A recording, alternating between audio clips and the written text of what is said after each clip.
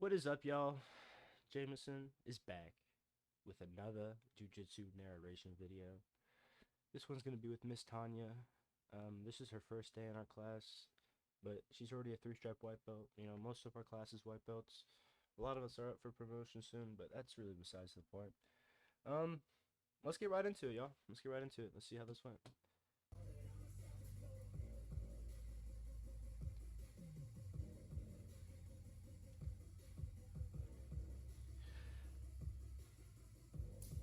I tried for an arm drag, but I kind of hesitated. I'm just trying to maintain wrist control because she's really heavy on my head here. So I need to have at least one of the two pieces.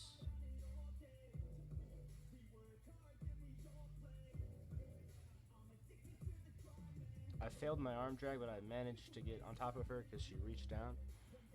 She's looking to finish a single leg, and I wasn't sprawling hard enough. But here, she left her arm open, and I went for a Kimura.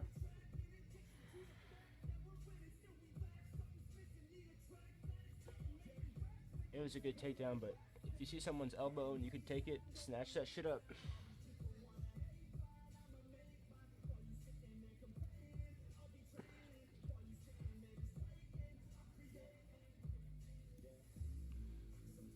I pull my butterfly guard, and then I elevate into my double unders to go to the back here. And I slip my head out by moving my head. Now, okay. I remember this moment, okay? So, normally, when you are playing on the back in gi and no gi, in gi, you want to get your grips and then trap the arm, okay? Like, you want to get the, you know, the straight jacket, you know, where you have both hands on the, like, lapels, right? But in no gi, you want to get wrist control with the underhook hand, then feed it to your leg, and then once the grip is secured, then you take your hand out. And that's what I do here. Right, so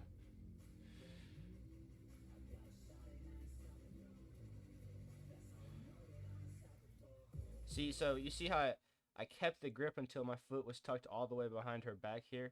And now, you know, when you have one hand against someone's two hands and they're on your back, it's going to make it very difficult to protect your neck.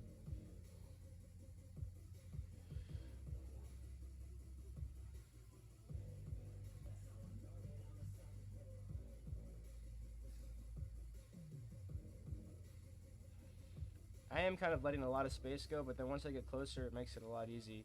You need to be careful because, like here, when I was kind of relaxing all the way back here, or not relaxing, just being dumb. Look, like this is too much space. Okay, your head needs to be trapping their head. Your choke arm and your head needs to be trapping their head. And I'm really just telling myself that. Hopefully, I'll learn something from my mistakes, and I'm trying my best to learn from my mistakes as well.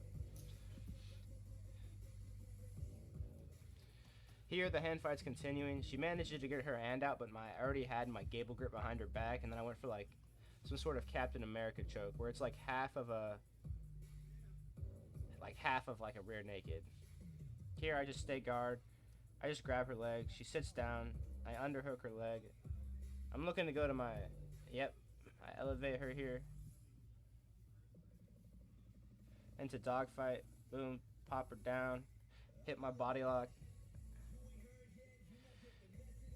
And so look, I'm trying to keep her. Not only am I trying to stay really tight on her hips, I'm trying to keep her knees pointing the opposite way here. I want elbow to knee connection on this far side you can't really see. And I want elbow to knee connection here. Yes, once you start framing and getting inside, they're going to be able to shrimp you off. But if you stay tight and keep the connection and keep the pressure on, it's going to be very difficult for them to break it in. Here I'm starting to climb up to queso. I'm trying my best to get in between that elbow and peel it up. Here it's just a slow fight for queso. I'm putting pressure on. Trying to get in. I go to knee on belly to transition to mount here. She walks out. I switch to north-south. And I just am following her while she's moving around here.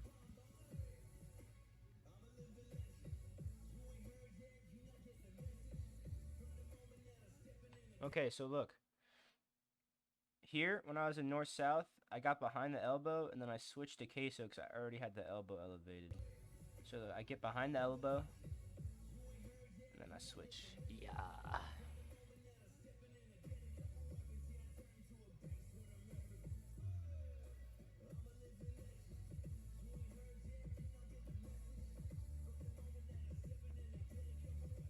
Here I'm too far off my base. I got lucky and didn't get swept.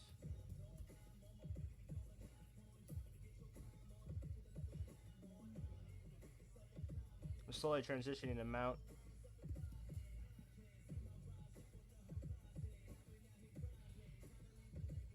Here I'm using my hips to put pressure onto her stomach and lower ribs.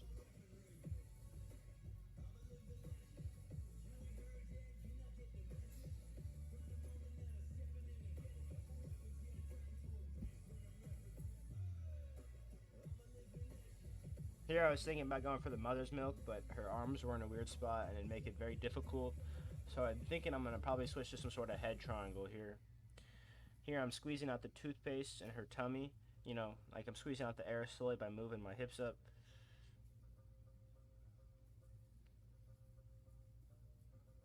Here I managed to get my head and arm triangle. And now I'm just looking to pop over real quick. Yep, and then I need to get as flat as I can. Starfish and just slow squeeze. And then she taps. Thank y'all for watching. I hope y'all learned something. I learned something as well. You know, feel free to leave a comment, like, subscribe. You know, send this video to your grandma. She loves watching me roll. All right, love y'all.